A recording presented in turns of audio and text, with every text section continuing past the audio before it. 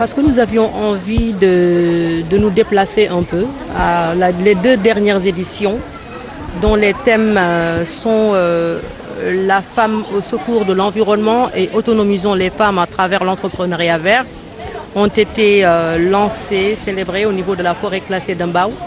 C'était pour répondre en 2020 à l'appel des Nations Unies pour la restauration de nos écosystèmes. Et donc nous avions choisi la forêt classée d'Mbao comme site parce que de 700 hectares, cette forêt est passée aujourd'hui à moins de 300 hectares. Donc il fallait vraiment faire quelque chose. Et donc c'est la raison pour laquelle nous étions là-bas. Cette année aussi, pour participer toujours à la restauration des écosystèmes, nous avons choisi ce site pour la forêt de Bandia, comme l'a souligné tout à l'heure la capitaine des eaux et forêts, Madame Binta Ndiaye. Donc il y a une partie de cette forêt qui était complètement dégradée. Et grâce aujourd'hui à l'association Vacances Vertes, nous avons pu reboiser hier 2000 plants forestiers. Donc ce qui fait qu'aujourd'hui nous pouvons dire que nous avons participé à la restauration de la forêt classée de Bandia, parce que ça aussi c'est notre travail. Au-delà du fait que nous travaillons avec les femmes, parce que ce qu'on fait, c'est la promotion de l'écoféminisme un peu partout au Sénégal, car il faut reconnaître qu'aujourd'hui 80% des femmes du monde rural s'activent économiquement dans le domaine de l'agriculture et qu'elles sont vraiment les plus impactées par les effets des changements climatiques. Donc il faut vraiment mettre en place des solutions, c'est-à-dire la promotion de bonnes pratiques. Et nous, Vacances Vertes, c'est ce qu'on fait depuis 2020, partout au Sénégal, avec ces femmes agricultrices, pour les aider à mieux s'adapter face aux effets des changements climatiques, avec le reboisement d'arbres, soit dans les périmètres maraîchers, dans les champs, ou tout simplement aux alentours, pour permettre la promotion de l'entrepreneuriat vert à travers des étapes qu'on peut définir comme multicritères et multi-étapes. Multicritères parce que ces arbres permettent de pouvoir séquestrer du carbone, d'améliorer le bilan carbone, mais également de pouvoir fertiliser les sols. Voilà. Donc multi-étapes parce que ça permet tout simplement d'asseoir une certaine économie durable. Et qui dit économie durable dit tout simplement absorption du chômage, donc autonomisation économique des femmes. Cette année, le thème c'est femmes, sécurité alimentaire et résilience territoriale. L'objectif, c'est de démontrer que dans notre pays, dans chaque terroir du Sénégal, dans chaque portion du Sénégal, il existe une ressource inépuisable qu'on peut exploiter, qu'on peut promouvoir pour relever le défi de la souveraineté alimentaire. Donc, comme je l'ai dit tout à l'heure dans mon discours, à Dakar, nous avons les produits halieutiques avec plus d'une centaine de dérivés. Dans le Bawol, nous avons l'arachide avec également plus d'une centaine de dérivés.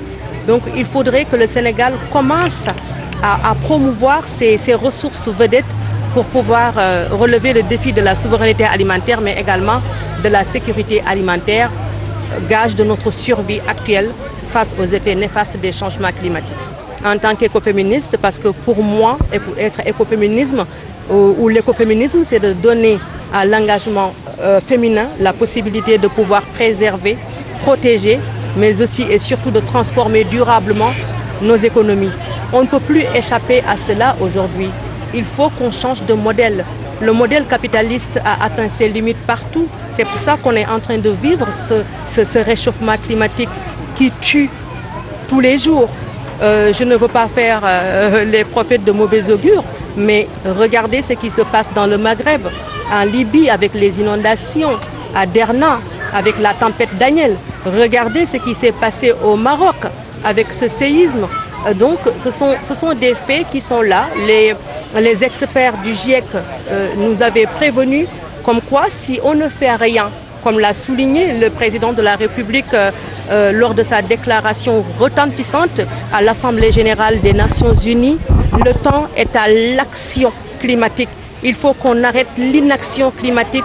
Il faut qu'on essaye de combattre l'injustice climatique. Donc c'est dans ce sens toujours qu'on est en train de s'aligner pour pouvoir faire face, pour pouvoir essayer de surmonter aujourd'hui les dégâts qui sont là.